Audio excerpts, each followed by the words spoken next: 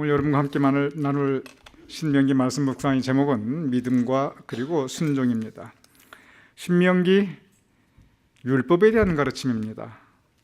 왜 율법을 지켜야 하는가? 믿음은 무엇인가? 믿음을 가지고 사는 삶은 어떻게 사는 것인가? 이것이 신명기의 구체적인 내용들입니다. 본질적인 내용입니다. 다른 율법서 이것이 율법이다. 이렇게 하라, 이렇게 하지 말라. 율법 그 자체에 대한 가르침입니다.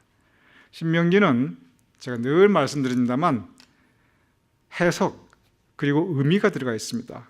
왜 우리가 그 율법을 지켜야 하는가? 그 율법을 가지고 살아가는 삶, 믿음 때문에 그런데 믿음은 무엇인가?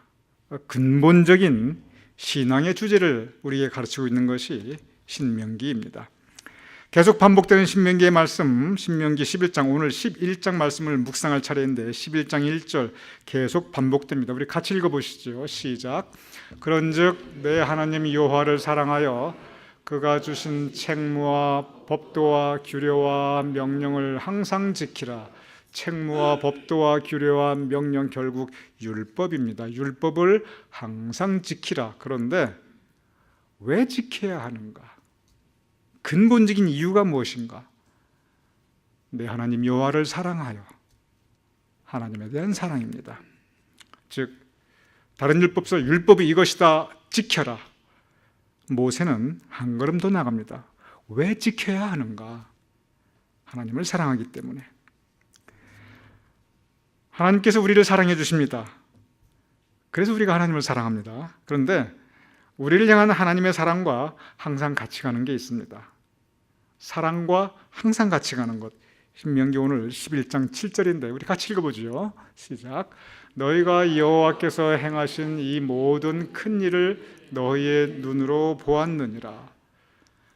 하나님께서 우리에게 행하신 이 모든 큰 일, 홍해바다 지날 때 지켜주셨고, 굶주릴 때 먹여주셨고, 위험할 때 보호해 주셨고, 목마를 때 생수를 터지게 하여 주셨고, 갈 바를 모를 때 불기둥으로 그리고 구름기둥으로 인도해 주시고, 그 모든 큰 일입니다. 모세가 그것을 지적하고 있습니다. 우리의 지난 삶 가운데 하나님께서 큰 일, 좋은 일을 행하여 주시지 않았는가? 하나님께서 우리에게 행하여 주신 모든 좋은 일들을 은혜라고 합니다. 하나님의 은혜입니다. 그런데 이 하나님의 은혜 너희의 눈으로 보았느니라.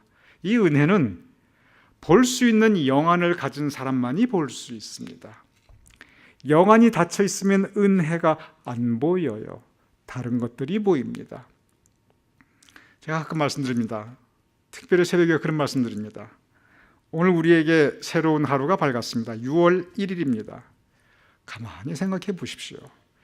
오늘 하루 우리에게 새날이 주어졌고 아침에 일어나니 나에게 생명이 있어서 이 하루 살 수 있고 눈을 들어 옆을 보니 내 가족이 있고 우리 교회 식구들이 있고 오늘 하루 우리가 살 수 있는 일용할 양식이 있고 온 우주가 질서를 가지고 돌아가고 있고 여러분 이거 하나님께서 행하시는 큰일입니다. 은혜입니다. 영의 눈으로 보면 놀라운 일, 큰 일, 은혜입니다.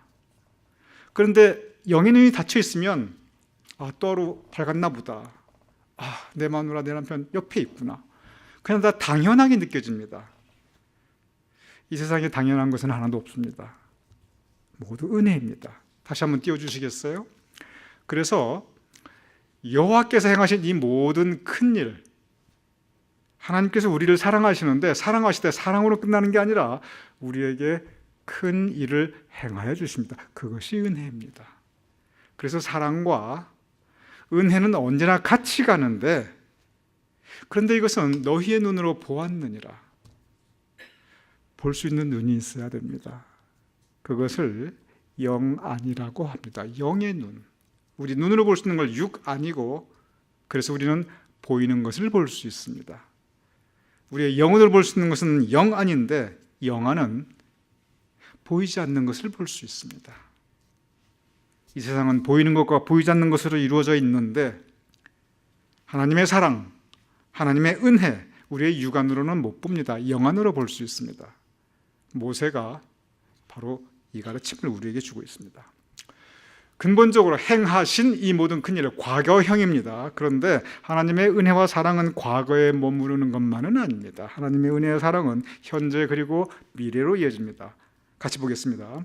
신명기 11장 11절에서 12절. 참 모세가 신명기를 이렇게 가르쳐 주시고 기록할 때 이 문학적으로 이러한 기법들을 다 그때 몰랐을 텐데 참 대단해요. 이 논리가 너무 정연하고 이 시간에 대한 그 가르침도 정확하게 주고 있습니다. 지금 과거 일이에요. 과거에서 끝나지 않아요. 너희가 건너가서 차지할 땅, 이것은 미래형입니다. 과거에는 어디 살았냐면 광야에서 살았어요. 지금은 어디냐면 요단강가입니다. 이제 어디로 가냐면 건너가서 땅을 차지할 것입니다. 과거와 현재 그리고 미래를 통전적으로 보고 있습니다. 총체적으로 보고 있습니다. 그러면서 무슨 말씀하냐면 내 하나님 여호와께서 돌보아 주시는 땅이라, 연초부터 연말까지, 과거에부터 미래까지 내 하나님 여호와의 눈이 항상 그 위에 있느니라. 하나님의 눈이, 그 사랑과 은혜의 눈이 그 위에 미래 우리가 살 땅에도 있을 것이다. 미래에 대한 하나님의 사랑과 은혜를 가르쳐주고 있습니다. 참 귀한 말씀입니다.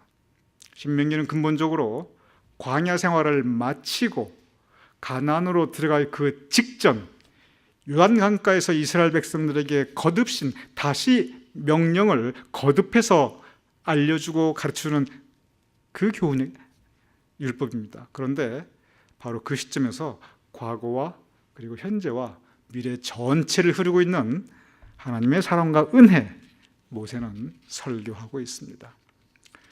그 땅은 어떤 땅입니까? 11장 14절입니다. 여호와께서 너희의 땅에, 그 이제 미래에 차지할 땅, 요단강 그 이후의 땅, 가나안 땅입니다. 이른 비 늦은 비를 적당한 때에 내리시리니 너희가 곡식과 포도주와 기름을 얻을 것이라. 우리가 그냥 읽어보면 그런가 보다 해요. 우리는 시간을 못하니까. 그런데 너희의 땅, 차지할 땅, 우리가 살아갈 미래의 땅입니다. 이스라엘 백성들이 살아갈 미래의 땅입니다. 그런데 그 땅에는 이른 비와 늦은 비를 적당한 때에 내리시리니 하나님께서 내려주신다는 것입니다. 과거에 살았던 땅은 어디입니까? 광야입니다. 과거 살았던 광야, 왜 광야입니까? 비가 없기 때문에 그렇습니다. 지금까지 비가 없는 곳, 메마른 곳에서 살았는데, 비가 없어서 메마른 땅 광야에서 풀 한 폭이 자라지 못하는 곳에서 살았는데, 이스라엘 성지 순례를 가보신 분들은 꼭 유대 광야를 한번 지나가 보게 됩니다. 모든 이스라엘 성지 순례 유대 광야가 포함이 되어 있어요. 정말 광활한데 그냥 누래요. 그냥 메마른 땅이에요. 이유는 비가 없기 때문에. 그런데 과거는 그런 메마른 곳 광야에 살았는데 이제 앞으로는 이른 비와 늦은 비를 적당한 때 하나님께서 주시리니 너희가 곡식과 포도주와 기름을 얻을 것이다. 미래에 대한 희망입니다. 미래에 대한 희망이 있기 때문에 우리가 힘을 가지고 살아갈 수 있습니다. 모세는 미래에 대한 희망, 그 근본적인 희망은 미래도 하나님께서 우리를 사랑과 은혜로 지켜주시고 돌보아 주시다. 여호와의 눈이 그 위에 있을 것이다. 설교하고 있습니다. 소망을 주고 있습니다. 이렇게 모세가 희망을 선포하면서 동시에 선포하는 게 있습니다. 미래 희망이 있다. 그 동시에 미래 우리 경계하자. 무엇을 경계하고 무엇에 대한 주의를 주는지, 이 11장 전체가, 신명기 전체가 그런데 신명기 전체가 그렇고 신명기 각 장이 그렇고 분명한 논리적인 흐름이 있어요. 무엇을 경계하냐면 희망의 선포 그 이후에 곧바로 나옵니다. 11장 16절에 17절 제가 읽겠습니다. 너희는 스스로 삼가라. 첫 귀절이 굉장히 강렬하지요. 스스로 조심하라. 두렵건대 마음에 미혹하여 돌이켜 다른 신들을 섬기며 그것에게 절함으로 여호와께서 너희에게 진노하사 너희가 여호와께서 주신 아름다운 땅에서 속히 멸망할까 아니라 여호와께서 주신 아름다운 땅에 주님께서 이른 비와 늦은 비를 내주시고 너희에게 곡식이 있고 포도주가 있고 이 아름다운 미래에 대한 축복을 말씀해 주셨는데 동시에 그 땅에서 너희가 멸망할까 하노라. 조심하라. 우리가 저 말씀을 보면 우리 인류 역사가 사실 저 모습에 많이 담겨 있습니다. 이스라엘 백성들이 근본적으로 광야에서 불평하고 불만하고 그러기도 하였지만 광야에서 힘들고 고통스러우니까 하나님께 부르짖었어요. 매달렸어요. 모세가 뭘 염려하냐면 힘들고 어려울 때는 하나님께 부르짖고 매달리더니 이제 먹고 살만하니까 이른 비도 내리고 늦은 비도 내리고 그리고 포도주도 있고 곡식도 있고 가축도 있고 이제 별로 어려움이 없어지니 그러니 너희가 돌이켜 다른 신들을 섬기면 그 마음에 미혹함을 받고 영적으로 하나님을 잃어버리면 어떡하나. 모세가 그것을 경계합니다. 그러니 스스로 삼가하라. 바로 이러한 배경에서 신명기의 가장 핵심적인 가르침 중에 하나가 나옵니다. 그리고 이것을 가리켜 신명기 사관이라고 합니다. 사관은 뭐냐면 이 사자가 역사를 바라보는 눈, 개인이든 국가이든 바로 이 역사가 흘러가는 기본적인 원리가 이렇다라고 모세가 가르쳐주는 신명기 사관이 있습니다. 신명기 사관이라는 이 단어는 제가 임의적으로 지은 것이 아니라 이것은 신학적인 용어입니다. 신학적인 용어는 뭐냐면 성서학자들 성서를 옆에 연구하면서 역사를 보는 눈, 적어도 모세가 신명기가 역사를 보는 눈은 바로 이것이구나. 그래서 사관이라고 하는 그 볼관자 이 단어를 신학적으로 만들었습니다. 보겠습니다. 11장 26절에서 27절 우리 다 같이 읽어보지요. 시작.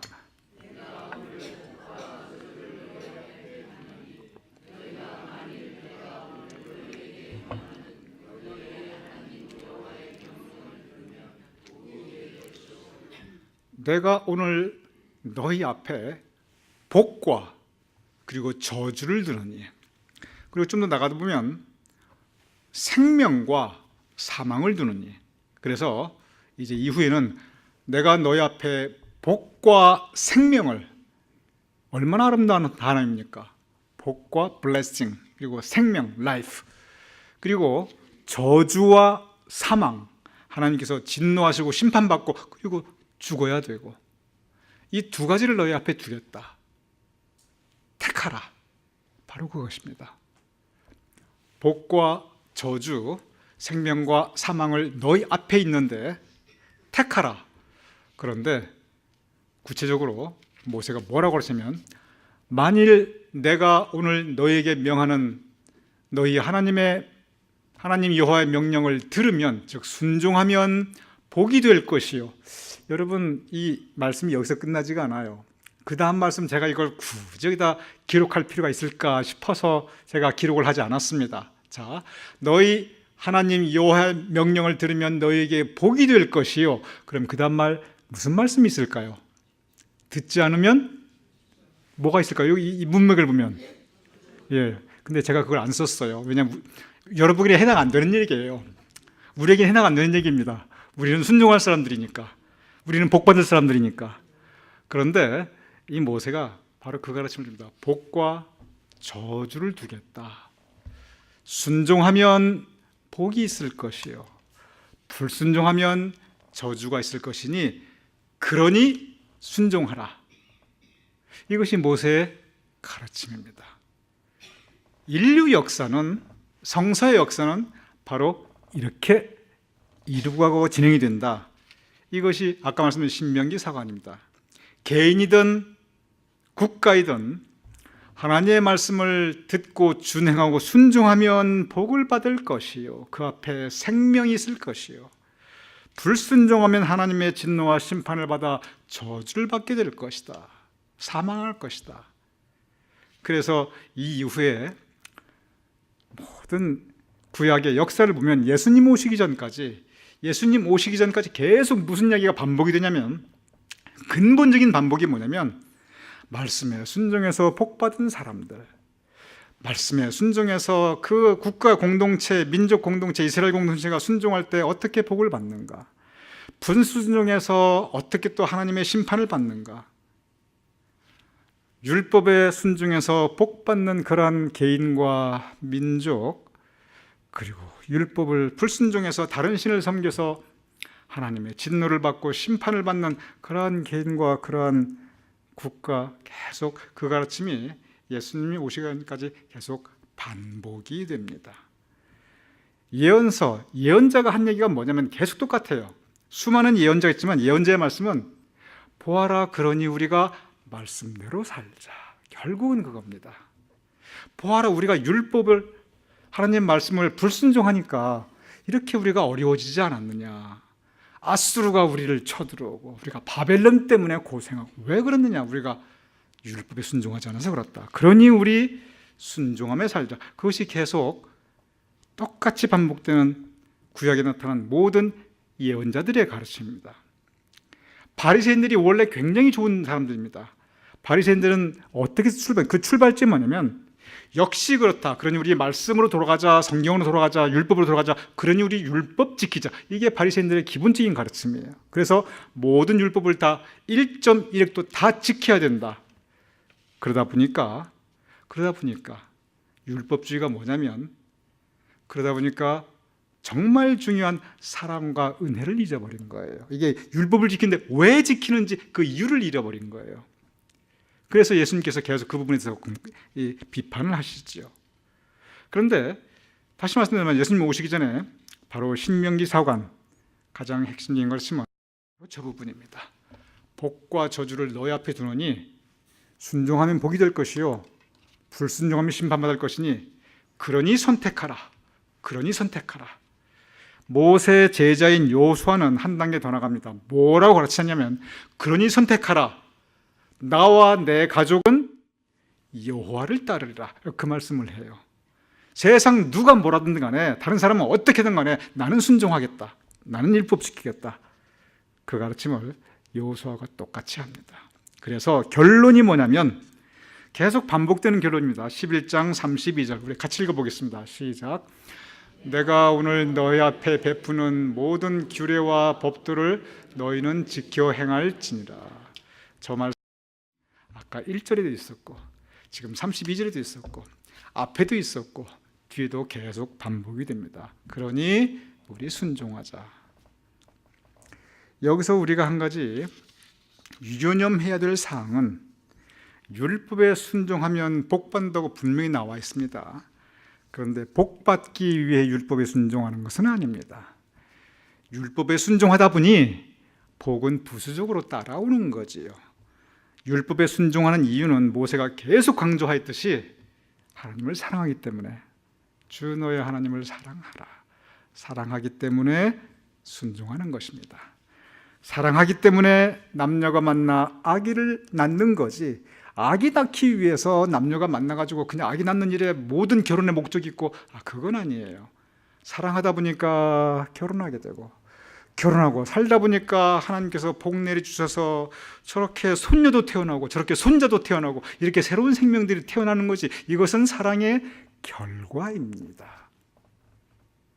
그래서 하나님의 말씀에 순종하는 것, 하나님을 사랑하기 때문이고, 복받는 것, 그것은 결과입니다. 여러분과 저 우리 모두 전심으로 하나님을 사랑할 수 있는, 그래서 복받을 수 있는 아름다운 삶을 살 수 있는 저와 여러분 될 수 있기를 주님 이름으로 축원합니다.